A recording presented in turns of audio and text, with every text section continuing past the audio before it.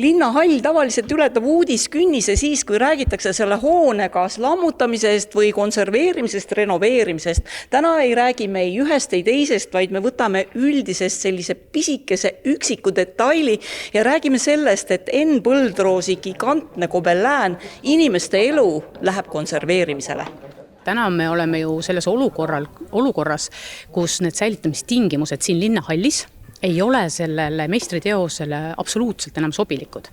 Ja kui nagu rääkida korraks sellest, et mida me sellega ette võtame, siis kui see teos on siin maha võetud, konserveeritud ja säilitamiseks valmis pandud, siis me hakkame teda säilitama ja kui Tallinnal valmib Linnamuuseumi avatud kogude hoone, loodetavasti 29.30, siis kindlasti me hakkame seda eksponeerima seal. Küll osaliselt, sest nii suurt pinda seal ei ole. Enn Põldroosi gobelään suurusega 500 ruutmeetrit ei ole erakordne üldse mitte ainult Eesti mõistes, vaid seda kindlasti ka Euroopa, mitte ka maailma mõistes, kus on tavapärane, et umbes selline vaip, mis minu selja taga seina peal on suurusega 280 ruutmeetrit.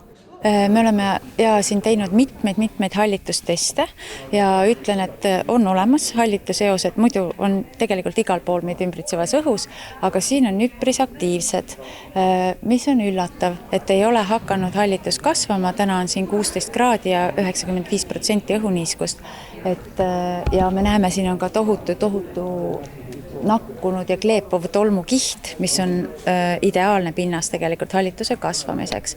Aga me avastasime ka eelmine kuu, et siin lava eesriidel on vooder seal seina vahel ja voodri vahele on õmmeldud 100 koitõrjevahendeid. Kahjurputukad pole Linnahalli gobelääni peamine probleem, pigem niiskus üldine määrdumine ja mehaanilised kahjustused. Erinevaid kahjustusi on siin, õnneks mitte väga palju, aga ühed neist on siis sellised rebendid, mida ei ole õnneks palju, et need on ilmselt tekkinud siis sellega, et kuhugi on kinni jäänud, et koiauke õnneks ei ole, et selliseid kahjurputukaid siin ka ei ole, millele vill tegelikult väga meeldiks. Aga siin on ilmselt nii palju sellist kohitõrjet pandud, et koid siin ei ela. Rutt räägib mulle, et siin see vaip on must, ma küll aru ei saa. On siis must või? No, on küll must. Ta on ikka määrdunud, aga see on olmetolm, mille saab enam-vähem lihtsalt pealt ära.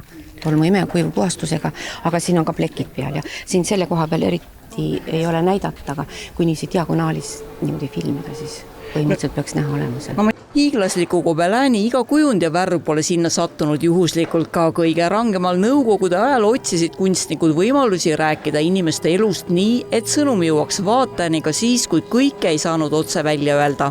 Aga loomulikult nähakse siin erinevaid asju selle puhul, et kes näeb lihtsalt teatrilava, kes näeb maakero. 92. aasta Linnahalli reklaambrosüüris nad kutsuvad seda gobelääni inimesed maal, nagu suure tähega, nagu planeedil maa.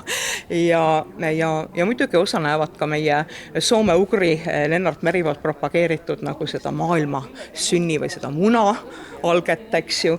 Kui see juulis 85 avati, rahvas tõusis püsti ovatsioonid, et ta on selle kohta öelnud, et tal on tunne, et see on tema elutöö, kuigi ta on teinud ju väga võimsaid ja suuri asju ja ka muud sorti monumentaalkunsti. Mida me tahame kindlasti selle gobelääniga, kui kunagi see Linnahall ühel või teisel moel on taaskord avatud, siis me toome selle siia tagasi, et ta saaks oma algsesse koju tulla. Mis tähendabki seda, et ta on siia loodud ja siin ta peaks ka olema. Eesti Arhitektuurikeskus korraldab 1. kuni 16. juulini Linnahallis erituure eesti, inglise ja vene keeles, kus huvilistel on võimalik lähemalt tutvuda nii Linnahalli kui ka Enn Põldroosi monumentaalse tekstiilikunstiteosega.